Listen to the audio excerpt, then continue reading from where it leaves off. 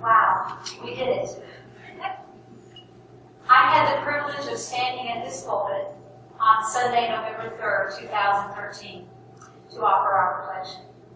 As a reminder, this was the first Sunday after our Minister Emeritus, Dr. Russell Elliman's departure.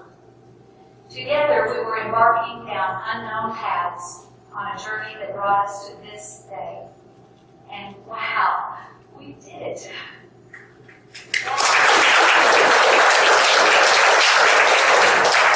In my remarks that day, I stood before you trying to sound positive, hopeful, energized, and ready to take this journey with you. Can I tell you a little secret? I was actually scared to death, as many of us were. I was the current president of our congregation. We had no minister and no plans for one for 10 months. But fortunately, there was a solid board, a wonderful director of religious education, and an energetic group of committee chairs. For those of you who may still wonder, I haven't forgotten that there were more staff and committee chair resignations during my year of service than during any before, but I'm not there. I can move on. Here we were. Imagine my leading 225 of my closest friends into uncharted territory. That's exactly what I felt like we were doing. The one thing I kept hearing in my head, though, was Russell's mantra as he prepared us before his departure. Do you remember what he said? All will be well. Week after week for several months. So ready or not, there we went, happily on our path, checking all the boxes, supporting and nurturing each other along the way. The board did make the wise decision to hire Reverend Mark Walls on a quarter-time basis. He provided consistency from the pulpit, pastoral care, and was able to serve as an administrative advisor as questions would arise. He was good for us and did give us that sense of being grounded again. During this time, we had multiple town hall meetings to keep those lines of communication open and transparent. After all, we were in this together. And after following the UUA search process, the interim task force made the recommendation to hire Reverend Alex Holt to take us through the interim ministry program. And Alex began his work here in August of 2014. I think most of us would say that the interim ministry process was good for us. We exposed and we examined ourselves and our history, and we held difficult conversations. The process did open us up to the possibilities of a new settled ministry. Well, back to November of 13, you may or may not have been here that morning, or when I stood before you before Russell's, or after Russell's last Sunday. But I presented a top 10 list of cliches and sayings that could possibly keep us inspired, motivated, and maybe even on track. So let's maybe take a look back and see how we did. Number 10, nothing remains the same. And for that, we should be grateful. We are not the same as we were 33 months ago. We are better. We are even stronger and more driven to succeed. Yes, we are a little road weary, but there is an enthusiasm and an energy here that is undeniable. The foundation has been reinforced for Westside's future, which Dianne and James will speak to in just a few minutes. Number 9, nothing is ever as bad as it seems. And even though there were times and situations that did seem pretty bad, we displayed the skill and integrity and the tenacity to work through the challenges that we faced. The departure of a beloved minister was difficult, but we had survived a fire before that, for goodness sake. Whether the struggles have been financial, physical, or behavioral, Westside doesn't give up. Many church communities walk away from challenges, and we face them head on. Number 8, this too shall pass. And it has. Time really is very fleeting. It's a sad truth. There were many who were concerned about entering into a 2-year interim ministry, knowing that we would have already gone for 10 months prior to that without a settled minister. But we made it. 3 months shy of 3 years, and we are now happily welcoming Reverend Sherry Woodbury and look forward to a wonderful future. Number 7, winners never quit and quitters never win.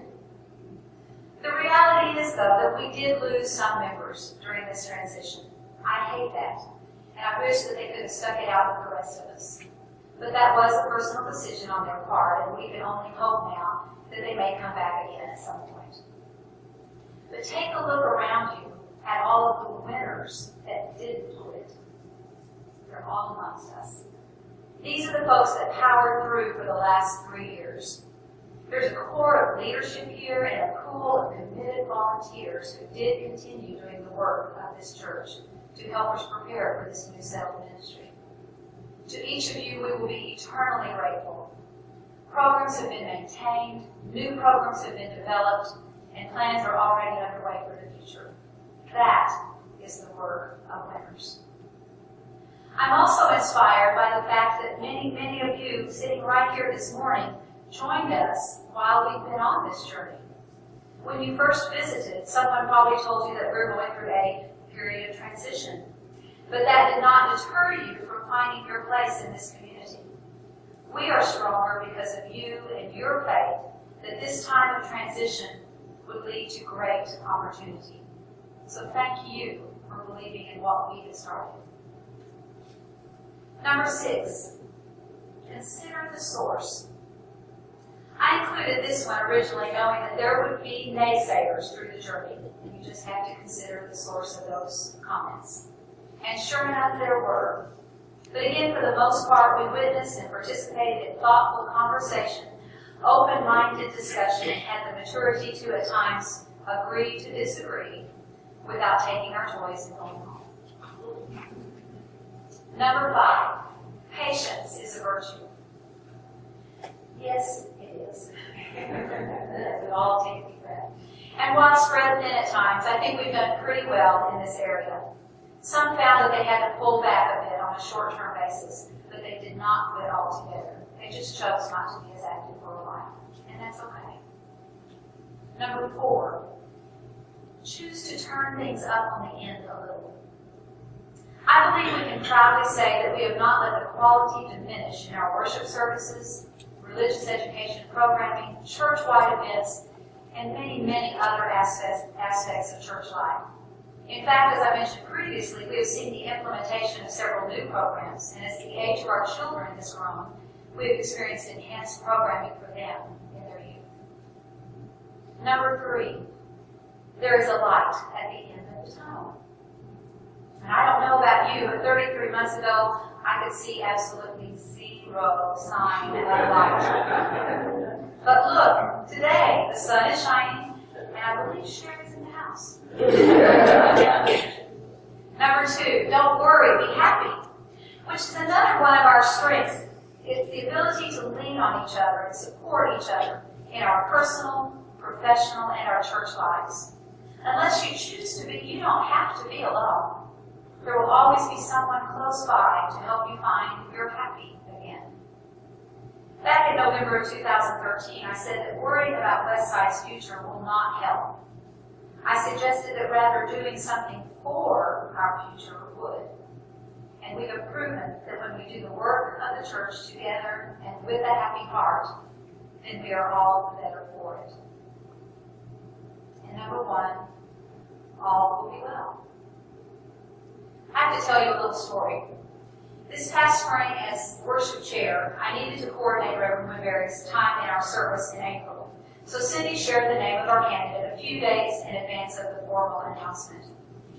And it just so happens that we were in Bloomington, Indiana, sitting in the auditorium of Indiana University, ready to see God's Son Connor in a production of Oklahoma when I received Cindy's text. Once I had the name of the candidate, you all can surely guess what I did. Googled it. And to my amazement, her home church was the Unitarian Universalist Church of Bloomington, Indiana. She was there in town. What are the chances? We had even visited at her church on other weekend visits with Connor. Myron and I considered the fact and the possibilities of stalking her that weekend. Scary thing about it. But then, don't worry about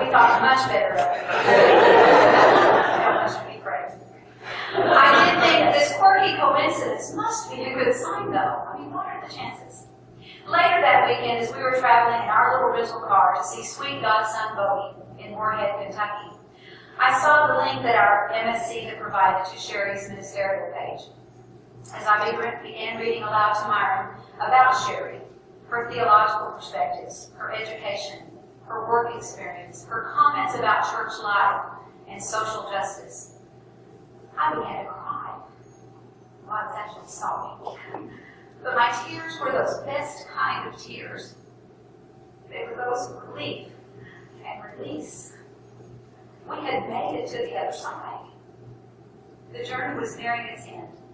And Westside really was not just going to be okay, but we were going to flourish again.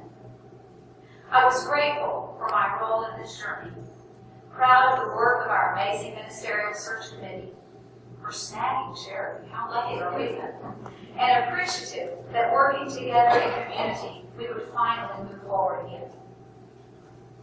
I believe we can safely say that Russell and Mark and Alex would be proud of our community and the path that has led us here today. As we held on to Russell's mantra, I think, by all accounts, indeed, all will be well. And now to share from the aspect and perspectives of the search committee is my amazing friend and presidential successor, Westside's very own Energizer Bunny, Cindy Galvin.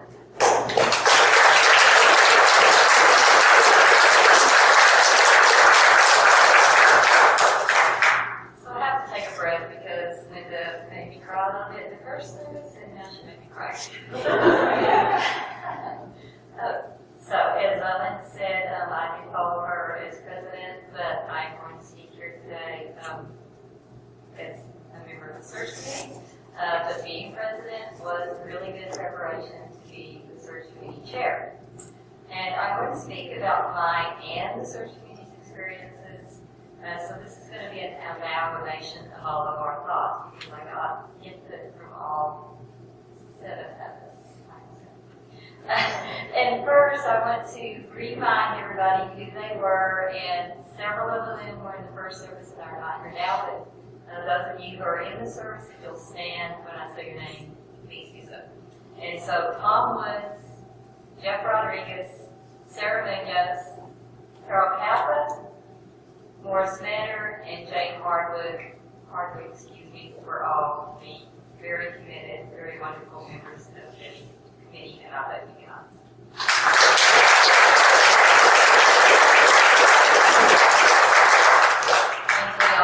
Very close during this long year, and as Carol said, like an extended family. And Jane brought up how we shared personal challenges and joys, and there were definitely some personal challenges. But we also had the joy of learning that Westside would soon have a tiny new member, when Jeff shared his happy news right at the end of our search. And I was also reminded in Jane's response that peanut M&Ms were very essential to our search. They were continuously being replenished, and also we had a lot of laughter and a lot of fun. And everyone remarked in different ways of the deep listening that took place between us. And Tom mentioned that this was probably the most functional committee he's ever been part of. We were fully committed to the task at hand, and we all came to recognize that the goal of attaining the minister for Westside was bigger than us individually. We all learned a lot, technological things like using Skype, learning more about the EUA, and our own Westside as Morris and Carol noted. We learned about UU churches all across the country, and I think we each grew as Unitarian Universalists. So how did this experience bring us to where we are today, with Reverend Sherry sitting amongst us in the sanctuary? Well, after many meetings, including 11 Skype interviews, we had 3 outstanding candidates to make one choice from. And it had to be the choice that we felt Westside on the whole would also want. So this brings me to the qualities that drew us to Sherry, and ultimately our decision to recommend her as our minister.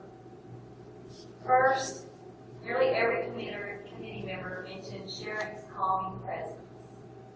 She listens well. She's very observant, and she engages with warmth and honesty, but also humor, as Jeff noted. Another attribute we saw right away in her ministerial record was her experience. First, a well-established record in nonprofit administration, but also a variety of pastoral and church experiences that included membership work and social justice. Sherry is quiet, and yet a strong force of passion for social justice and social action. And that's an endeavor that Westside seeks to be more involved in. Another thing I noted is that Sherry brings not only intellect and spirituality into her sermons and reflections, she shares her own stories that can connect with our stories. And her spirituality was a question mark, but Sarah put it really well. She said that Sherry was not a safe choice, or maybe not what some were expecting theologically, but she is what we need to challenge us, and she will do so in a most loving way. And that loving way is really what held it for us, I believe. It is a quality that is core to Sherry's ministry, and that is to build and sustain relationships grounded in our 7 principles. And in that first affirmation we say every Sunday, say it with me, love is the doctrine of the church. And lastly, I want to speak to you, Sherry. Just as you are here to be our minister in all its many configurations, we will be here to share that ministry. We are your collaborators, here to do this good work with you.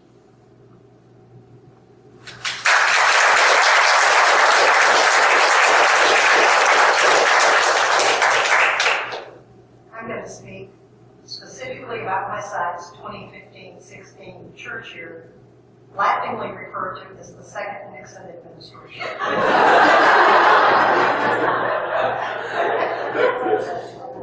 Now, actually, it is Westside's second Nixon administration because my daughter Caroline proceeded with it as secretary. As president. This church year that just ended June the 30th was marked by 2 major decisions that our board and congregation made with Westside's future front and center. You might say we turned over 2 new leaves. The first decision was to inform Angel Montessori that we would not be renewing their lease when it expires in May of 2018. Since we bought this building, we have shared almost all of our space with Angel Montessori's Child Care Center. Keeping it here for several years was a condition of the sale placed on us by the seller, who was the minister of the former church in this building and owner of the Child Care Center.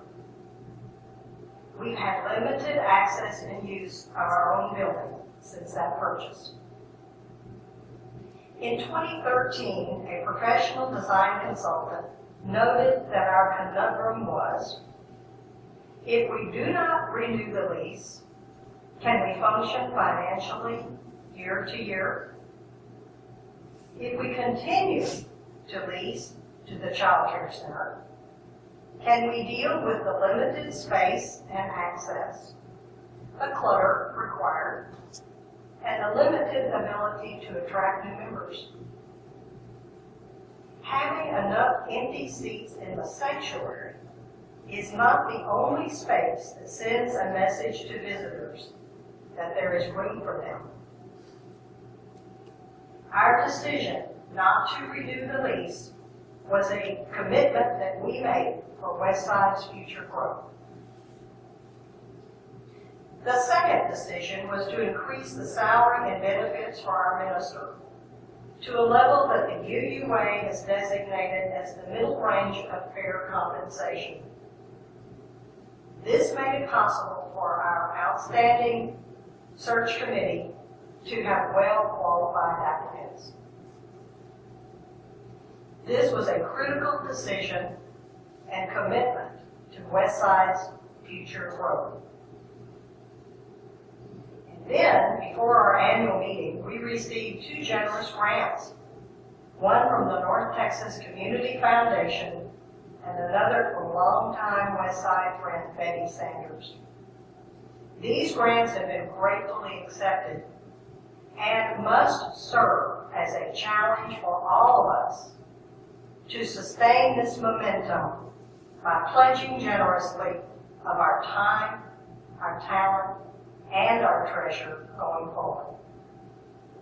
So many ideas for service have been brought forward. Many projects impossible for Westside to pursue with our current space constraints. Kim Paddle, a pastor of a mega church in the Midwest, wrote in Creating Space for One More Person, quote, "We came to realize that a church's values and vision are reflected by the way they design and use space," unquote. Now we can plan for the day in our very near future when we can use our building as we need for the causes we adopt in pursuit of our vision. I know we will come to appreciate the decisions we made, the fact that our congregation is not afraid of change, and we are eager to find new ways to serve and to make a difference in our neighborhood, our greater community, and in the world.